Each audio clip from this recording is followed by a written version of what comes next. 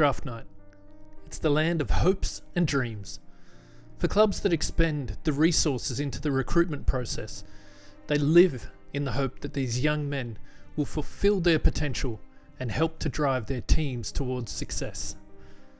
For the teenage prodigies fortunate enough to be selected, it's a dream come true, a culmination of all the hard work and sacrifice to this point. And for us, the fans, we dare to dream that our club might have just selected our next premiership captain, that this young man might just be the next Luke Hodge or Trent Cotchin or Joel Selwood. We live in the hope that our team has just drafted not only a great player, but a great person, someone with the charisma and leadership to fill us with pride, the land of hopes and dreams.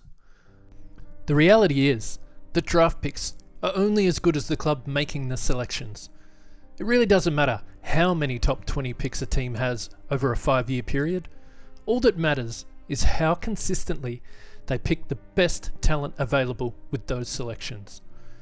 In an 8-year period, from 2007 to 2014, the Melbourne Football Club won an average of 4.5 games a year. They collected 2 wooden spoons pre the introduction of the Suns and Giants, and finished 17th in 2013 and 2014. In the 6-year span between 2007 and 2012, the D's had 13 top 20 draft selections, and not one of those players was on their list when they won their drought-breaking flag in 2021. This is the story of the Melbourne Football Club and how they got it so very wrong before they got it so very right. And the blueprint for success that North Melbourne should attempt to recreate in order to drag themselves out of their current cycle of doom. Welcome to AFL Insight. The origins of the 2021 Premiership go back well before the brilliance of Christian Petrarca and Clayton Oliver, before the much lauded development of Mark Williams, before the leadership of Gary Pert. This story was being drafted up before Simon Goodwin, Paul Roos, and succession plans had even set foot in the place. The beginning of this journey can be traced back to 2012, when 2 relatively unknown men who had never played a game of top-level football between them took on major roles in the recruiting department of the Melbourne Football Club: Tim Lamb and Jason Taylor. But before we tell the story of how the D's got it right, let's go back a further half dozen years and show you what happens when you get it wrong. In 2006, the Demons were going well enough to win a final. Remarkably, just 12 months later, they would win only the 5 games and finish 14th. Armed with picks 4 and 14, which they had received in exchange for former number 1 pick Travis Johnston, the D's selected Cale Morton at pick 4, with Patrick Dangerfield and Cyril Rioli still on the board. At 14, they would select Jack Grimes, overlooking key defensive prospects Robbie Tarrant, Harry Taylor and Alex Rance, who were picked at 15, 17 and 18 respectively. Melbourne sunk lower in 2008, collecting the wooden spoon and just the 3 victories. A priority pick was given to both them and the Eagles at the conclusion of round 1 of the draft, meaning they had picks 1, 17 and 19. The Great White Hope in Jack Watts would be taken with pick 1, while Sam Blease was selected with the priority pick. The Eagles would pick Nick Natanui and Luke Shuey with their coveted selections. At selection 19, the Demons chose James Strauss ahead of gun midfielders Dane Beams, Daniel Hanbury, Jack Redden and Rory Sloane. 2009, and the D's went back-to-back, winning another wooden spoon. Thanks to the trade of another former top 5 pick in Brock McLean, Melbourne would again have the strongest draft hand, with picks 1, 2, 11 and 18. Tom Scully was a no-brainer at pick 1, but the Demons chose Jack Trengove ahead of Dusty Martin.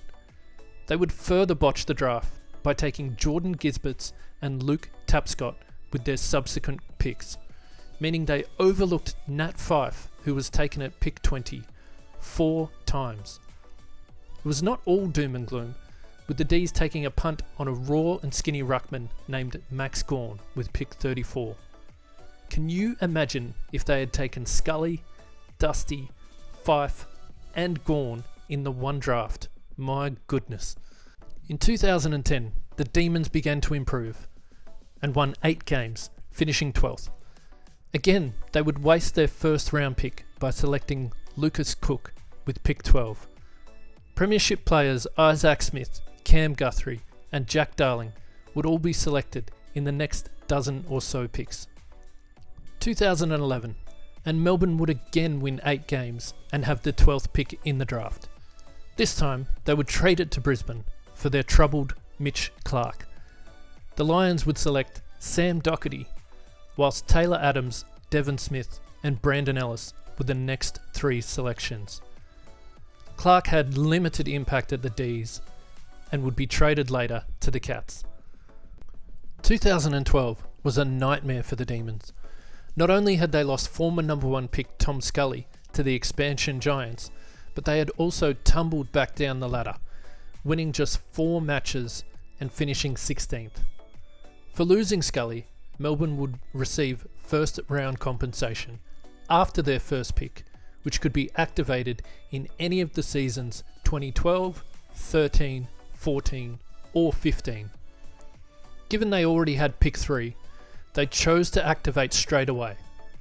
They also received a mid-first round compensation, given the heftiness of Scully's deal, and they had access to one of the most talented teenagers in the land in father-son prospect Jack Viney. With speculation mounting that picks 1 or 2 could be used on Viney, he vowed to make the Demons pay should they refuse to match any bid placed on him. So armed with picks 3, 4, 14 and the rights to Viney, the D's would once again have the strongest hand on draft night. Picks 3 and 14 were packaged up and sent to the Giants for the rights to the prodigiously talented 17-year-old Jesse Hogan and pick 20. Melbourne then used that pick 20 along with their own pick 47 and sent it to Collingwood for Chris Dawes.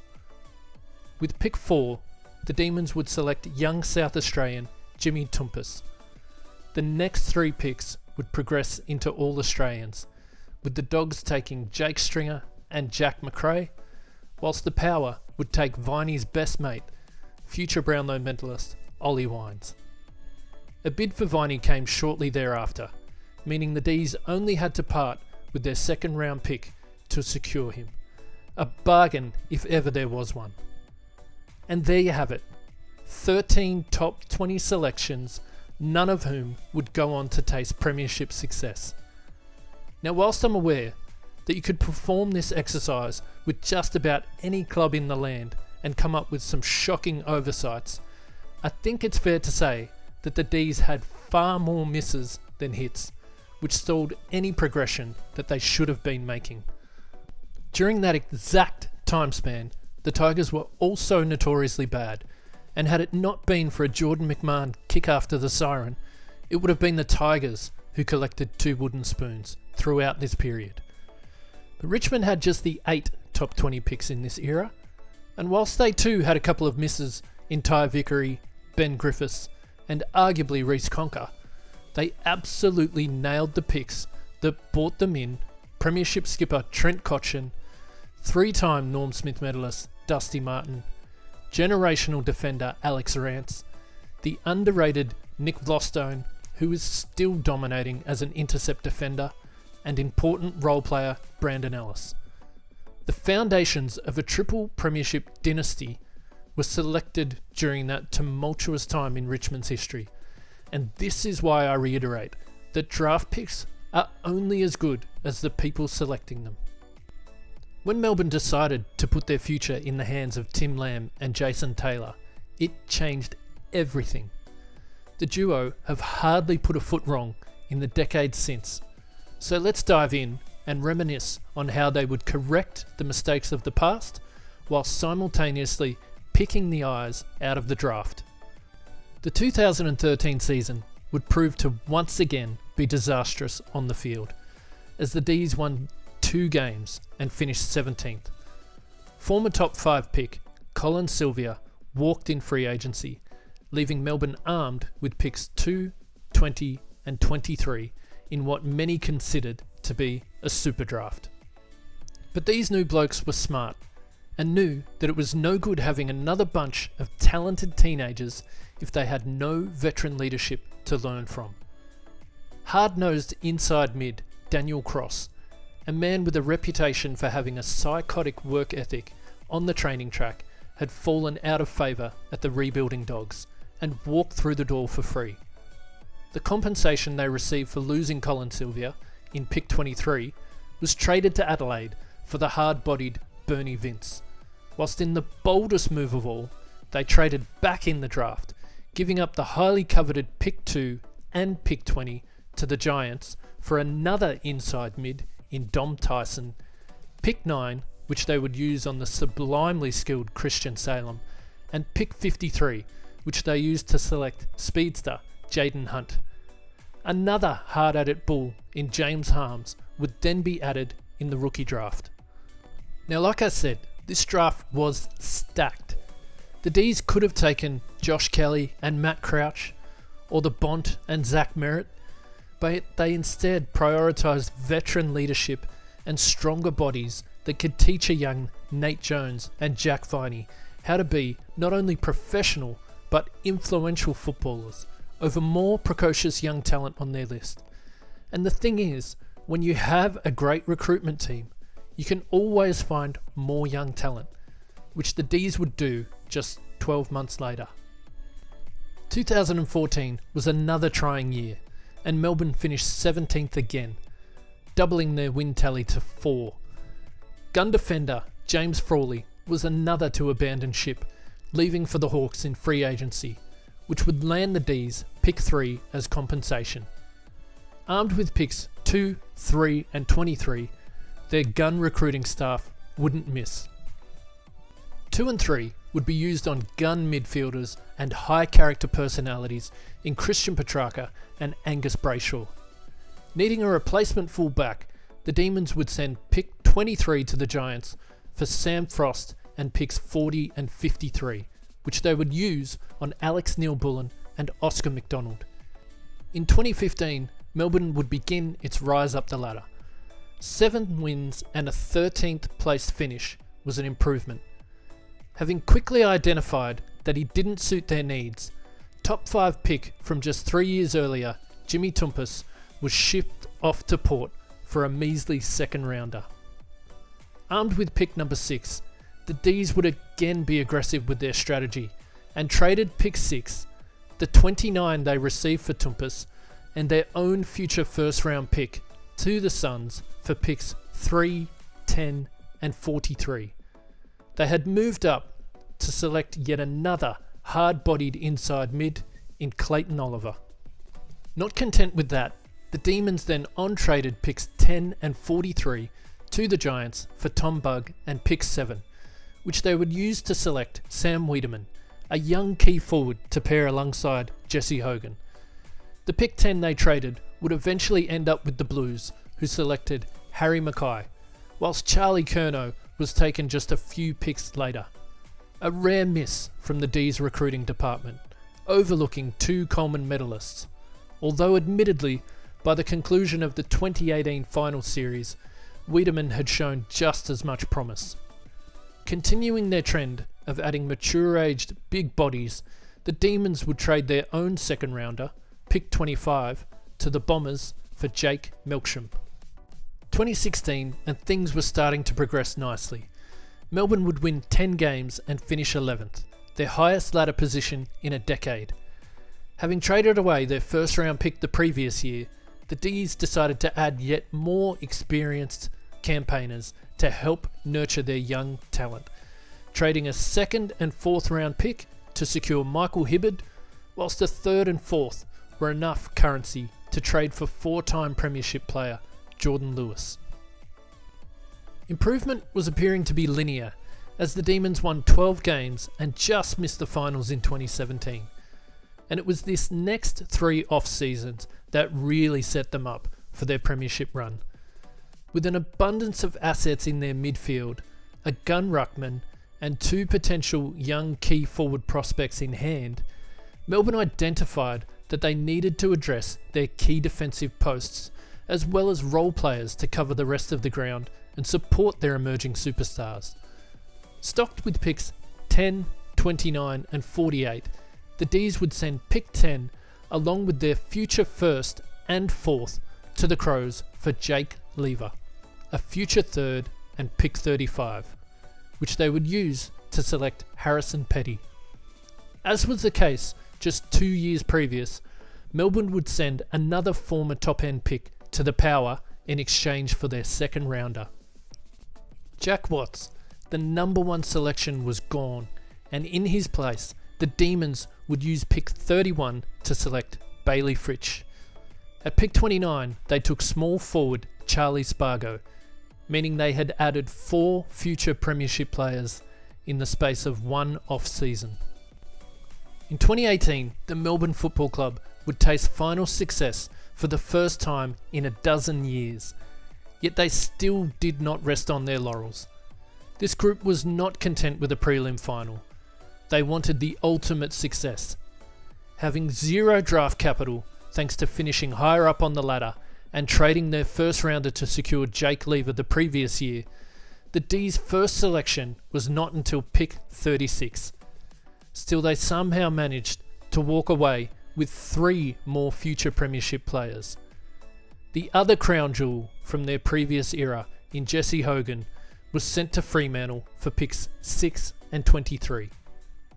The D's had barnstormed their way into a prelim with a young group and had managed to snaffle a selection in what many draft experts were calling the Elite 8, with the likes of Sam Walsh, Connor Rozee, Bailey Smith, as well as the King twins up for grabs. Melbourne would use pick 23 on Tom Sparrow, but gave up their position in the Elite 8 sweepstakes to the Gold Coast for defender Stephen May. Paired with Jake Lever, the duo would go on to form the best key defensive pairing we have seen since Matthew Scarlett and Harry Taylor. Not done there, the D's then packaged up pick 36 and the future third they received as part of the Lever trade and sent it to the Saints to move up to pick 28, where they would select James Jordan. I don't think any of us saw the drop-off of Melbourne's 2019 campaign coming. From 16 wins and a 4th place finish to just the 5 victories and 17th on the ladder. Again, the recruitment staff would aggressively go about their business. Pick 3 would be spent on the young Western Australian Luke Jackson. Pick 22, 79 and a future second would be sent to Fremantle in exchange for hard-running wingman Ed Langdon, pick 26 and a future 4th. The D's would then package that pick 26 along with pick 50 and their own future first to the Kangas for pick 8. Having shown a history of picking the eyes out of the second round of the draft, the Demons slid back on trading pick 8 to the Dockers for picks 10, 28 and a future 4th, whilst Freo would go on to select future All-Australian Caleb Sarong with pick 8. The D's also got their men, targeting the electric Cozzy Pickett and then selecting Trent Rivers with pick 28.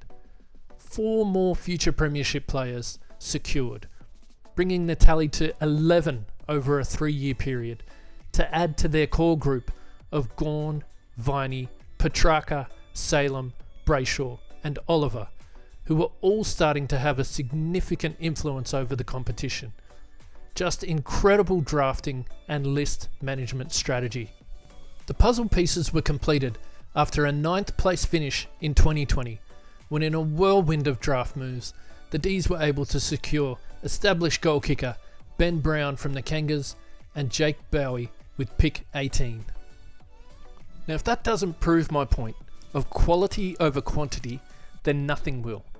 13 top 20 picks over a 6-year span that led to 0 finals appearances versus 10 top 20 picks over an 8-year period, with 9 out of those 10 going on to share in the spoils of premiership glory.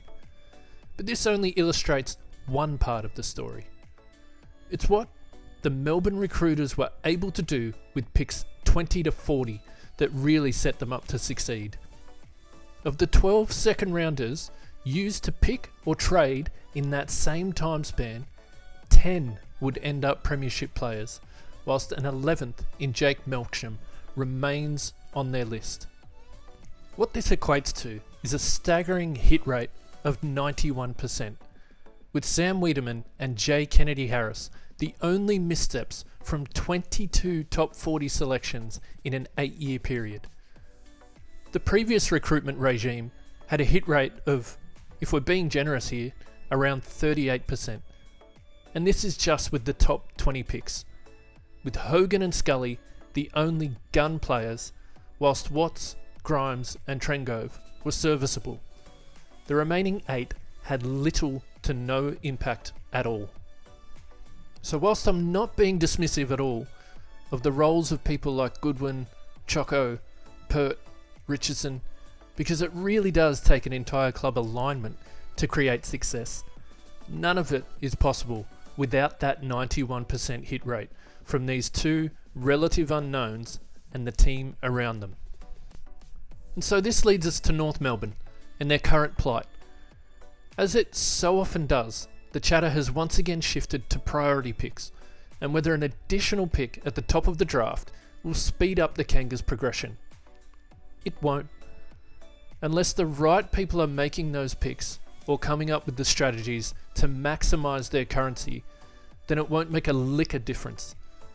They've had 12 top 30 picks in the last 4 years alone and continue to look and play worse. If the AFL really want to expedite this process, then it's off the field where North need assistance.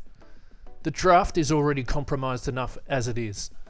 Why not give them some soft cap relief for 3 years and allow them the means to recruit the right people off the field?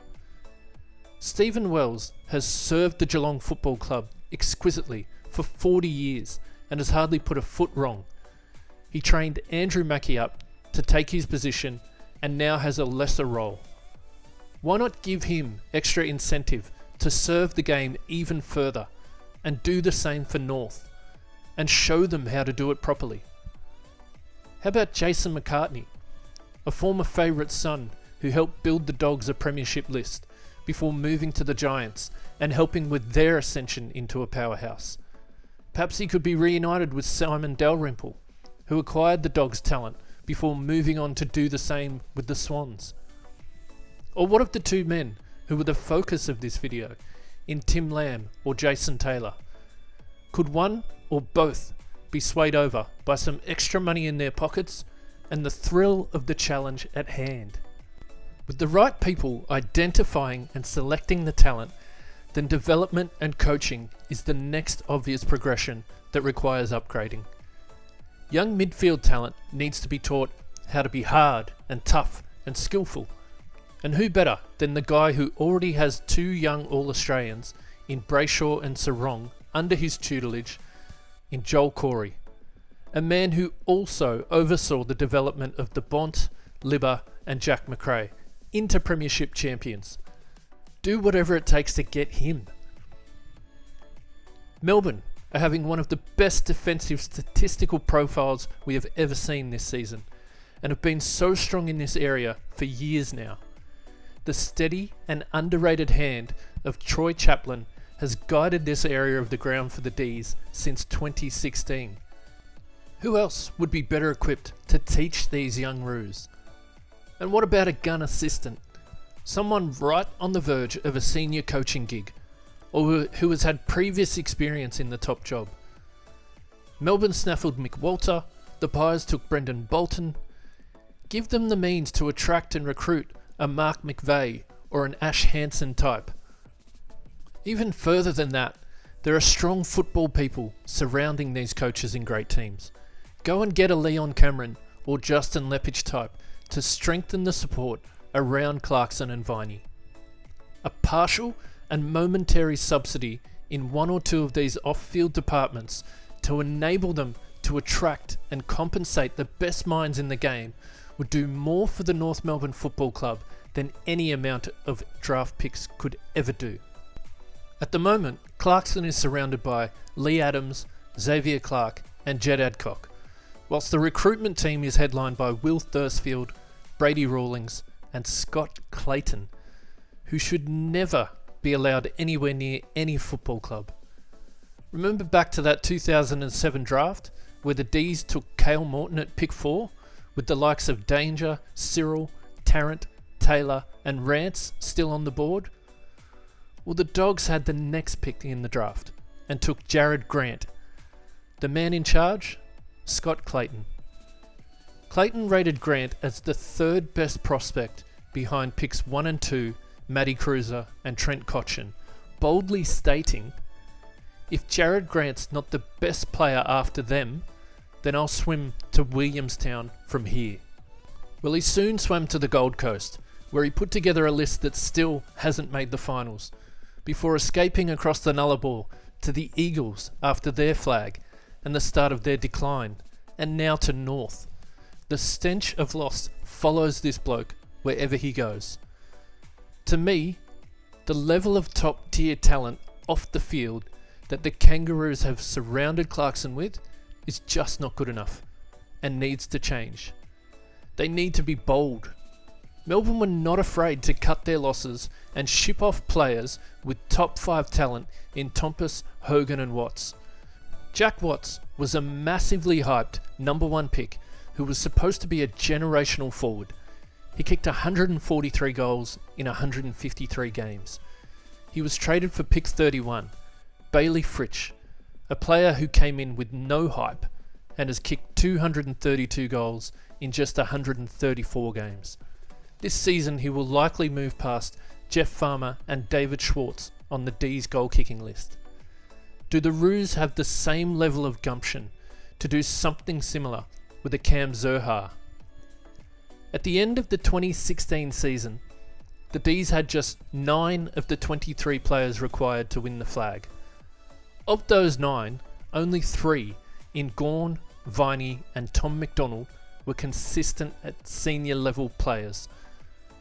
Brayshaw, Oliver, Harms, Petrarca and Salem were all averaging less than 20 possessions per game, whilst Neil Bullen managed just the 4 games. Yet they went all in and would not draft a player in the first round between Clayton Oliver in 2015 and Luke Jackson in 2019. They believed in their young core and the veteran leadership they had surrounded them with. In that final game of 2016, the last under Paul Roos before he handed the reins to Simon Goodwin, the D's would lose to the Cats by 111 points. That's how quickly things can turn when you make smart decisions. So the question for Kangas fans is, do you think your club has the right people in place to make these intelligent and bold decisions? The blueprint is there. Melbourne showed us all that putting the right people in the recruiting department, they could then identify the best talent. They then surrounded this talent with strong veteran leadership to help protect and instruct. They were bold with their trading of draft picks.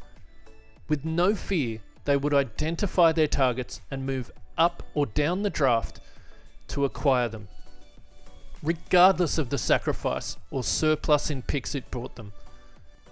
They cut their losses on highly talented former top-end picks and salvaged what they could for them by trading them for much less than what they paid. When the on-field improvement took shape, they were ruthless and did whatever it took to bring in gun players from other clubs. They surrounded the coach with experienced football men who knew how to win. You put it all together and you end up with 4 straight years of serious contention and a premiership flag. So where do North Melbourne sit when compared to the D's? Are they at the stage where Melbourne were from 2007 to 2012, when they would miss more than they would hit? Probably not, but there are still some shockers in the last half a dozen or so years. Will Walker at 23 in 2017, when Tim Kelly, Noah Bolter, Liam Ryan, Brent Daniels, Sam Taylor, Charlie Spargo, Sam De Koning and Bailey Fritsch were all selected with the next 8 picks really hurts. The investment in Taron Thomas in 2018 and the subsequent fallout has been a disaster. No first round pick in 2019 to get 2 first rounders in 2020 was bold, but the selections of Marnie and Perez with 34 and 35 wasn't great. Selecting Phillips ahead of Logan McDonald seemed strange at the time and feels even more so now. The Horne-Francis stuff was bizarre, and the recruitment of players such as Jared Polak, Aidan Bonner, Jaden Stevenson, Lockie Young, Hugh Greenwood, Darcy Tucker, even into this last off-season with Dylan Stevens and Zach Fisher has been puzzling.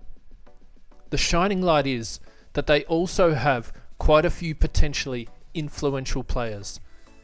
Do they already have the 8 or 9 guys that Melbourne had at the end of 2016? Are Wardlaw, Sheasel, McKercher, Powell, LDU, Dersma, Scott, Cherry and Larkey already enough to start building around? To me, not without some veteran help. And I'm not talking about the fringe types that have already been bought in. I'm talking about hard-bodied running machines that know how to win. Premiership players like Elliot Yeo, Jack McRae, Tom Sparrow, Jack Graham.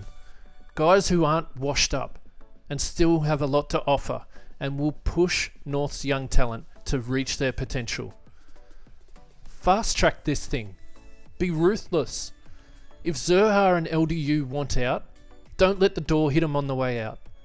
The D's lost top-end talent in Travis Johnston, Brock McLean, Colin Sylvia and James Frawley. They became assets. Now the old Melbourne regime wasted the currency they got for the first 2, but they turned Sylvia into Bernie Vince, who helped change the culture and won a best and fairest, and they turned Frawley into Brayshaw. If Phillips isn't up to it, then trade him. Cut your losses and don't worry about the embarrassment that comes with him being a top 3 pick. The D's had their own Will Phillips in Jimmy Toumpas. They traded him for a second rounder that they then used to move up and secure Clayton Oliver. Win. They traded Jack Watts for a second rounder and selected Bailey Fritsch. Win. They traded Jesse Hogan to obtain Stephen May. Win. Start identifying some of the key targets that need to be filled. If Larkey needs some help up front, go and get a Jack Lukosius. It might cost you a future first or even the number 1 pick this year, but if it's needed, do it. The Giants have 4 good goal kickers in Hogan, Callum Brown, Jake Riccardi and Aaron Cadman. Why not put an 8-year deal at $10 million in front of Cadman? It might cost you 2 first rounders, but these are the bold moves that need to be made. And if you don't want to pay that price, have a good look at the gun teams and what they have coming through. Shannon Neal has been patiently waiting for Tom Hawkins to retire and shows more and more every time he plays. Pay overs and take him after all of the development and hard work has already been done by the Cats. Defensively, Nick Haynes will cost you nothing and stabilise that back 6.